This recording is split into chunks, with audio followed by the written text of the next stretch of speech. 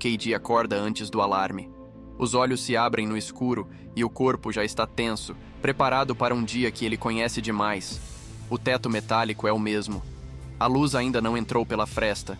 Por um instante breve, quase imperceptível, ele considera a possibilidade de não se levantar, ficar ali, deixar o ciclo seguir sem ele.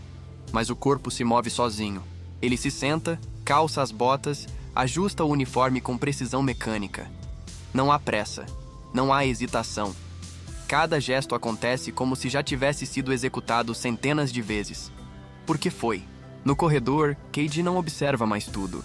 Observa apenas o que importa. O soldado que tropeça levemente.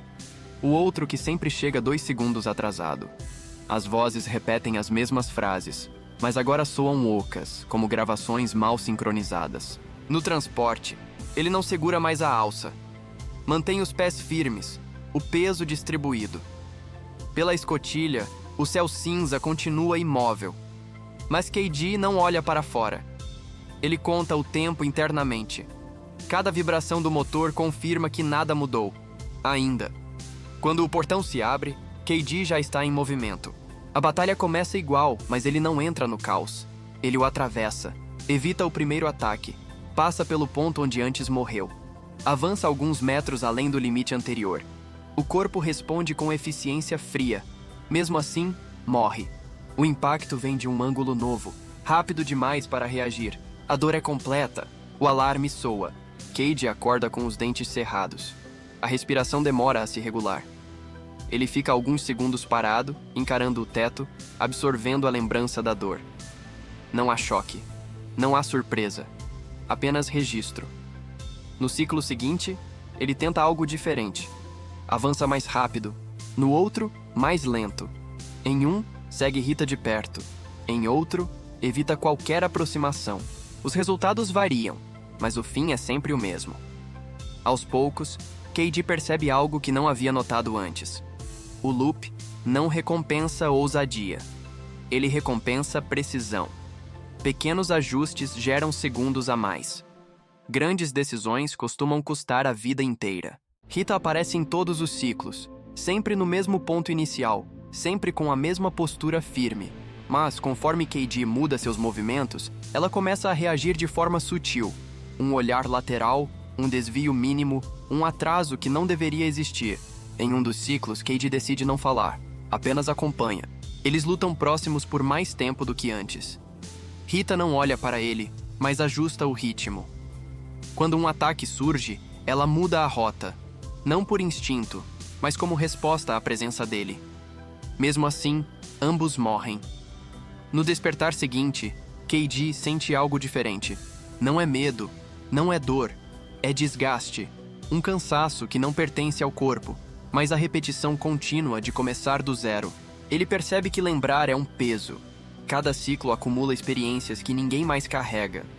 O mundo se reinicia limpo, mas ele não. No corredor, um soldado faz uma piada que Keiji já ouviu muitas vezes. Pela primeira vez, ele não reage. Não por indiferença, por distância. Aquela pessoa já morreu dezenas de vezes diante dele. O riso perde o sentido. Na batalha seguinte, Keiji decide testar um limite. Ele se afasta de Rita. Segue outro grupo. Observa padrões diferentes. Descobre que certas mortes são inevitáveis. Não importa o caminho escolhido, alguns destinos se repetem. Isso o incomoda mais do que a própria morte. No ciclo seguinte, ele retorna para perto de Rita. Agora não há dúvida, ela percebe. Não porque ele fala, mas porque ela muda. Em meio ao avanço, Rita se aproxima o suficiente para falar sem diminuir o ritmo. Você está errando menos.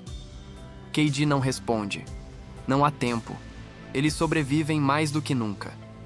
Passam por áreas que antes pareciam inalcançáveis. O campo deixa de ser apenas caos e começa a se organizar em zonas conhecidas. Pela primeira vez, Keiji sente algo próximo de controle. E então, perde. Um ataque que nunca havia acontecido surge com precisão cirúrgica. Rita reage tarde demais. Keiji tenta intervir. Falha. A morte vem rápido. O alarme soa. Keiji desperta com um peso novo no peito. Ele percebe que, quanto mais aprende, mais o dia responde. Não como punição, como adaptação. No ciclo seguinte, ele fala: não explica tudo, não tenta convencer. Apenas diz que o campo muda quando eles sobrevivem demais. Rita escuta, não questiona, apenas aceita. Eles passam a agir como se estivessem sendo observados. Cada decisão é mais contida, cada avanço, calculado. Eles sobrevivem menos tempo do que no ciclo anterior, mas morrem de forma previsível. O campo parece satisfeito. Keiji entende algo fundamental. O looping não é um erro do sistema, é parte dele.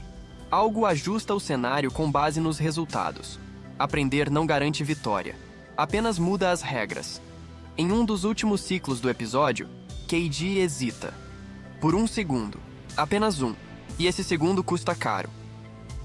Rita é atingida antes do previsto. Keiji tenta alcançá-la, mas chega tarde. Enquanto a visão se apaga, ele percebe que não foi o erro que matou Rita.